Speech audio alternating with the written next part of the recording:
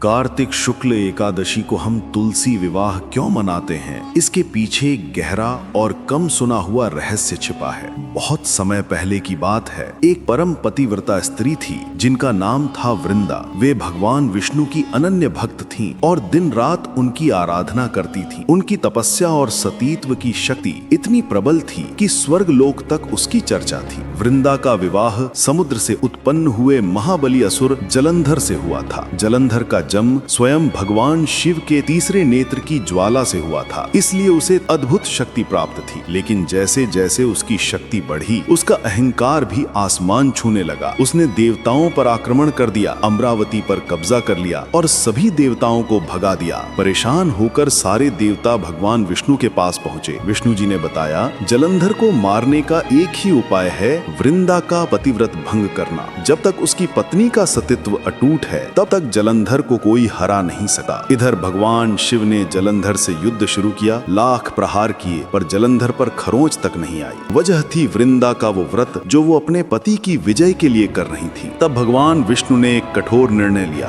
वे जलंधर का ही रूप धारण करके वृंदा के पास गए। वृंदा ने दूर से अपने पति को आता देखा और प्रसन्न होकर उनके गले लग गईं। जिस क्षण उनका स्पर्श हुआ, अनजाने में उनका पतिव्रत टूट गया। उसी पल दूर युद्ध क्षेत्र में जलंधर कमजोर पड़ गया। शिव जी के त्रिशूल ने उसका काम तमाम कर दिया। जब वृंदा को सच्चाई पता चली कि जिन्हें उन्होंने पति समझकर स्पर्श किया वे उनके आराध्य विष्णु थे, तो उनका हृदय टूट गया। क्रोध और दुख से आंखें लाल हो गईं। उन्होंने विष्णु भगवान को श्राप दे दिया, जिस तरह तुमने मेरे सुहाग को छल से छीना है, उसी तरह तुम भी पत्थर बन जाओ। तुम्हें भी अपनी प्रिया से दूर रहना पड़ेगा। भगवान ने अपने भक्त का श्राप शिरोधार्य किया और शालाग्राम पत्थर के रूप में स्थिर हो गए। वृंदा अपने पति की चिता में सती हो गईं। उनकी राख से एक सुंदर पौधा उगा। भगवान विष्णु ने उस पौधे को गले लगाया और कहा, आज से तुम्हारा नाम तुलसी होगा। मेरे इस छल का प्रायश्चित मैं हर साल करूंगा।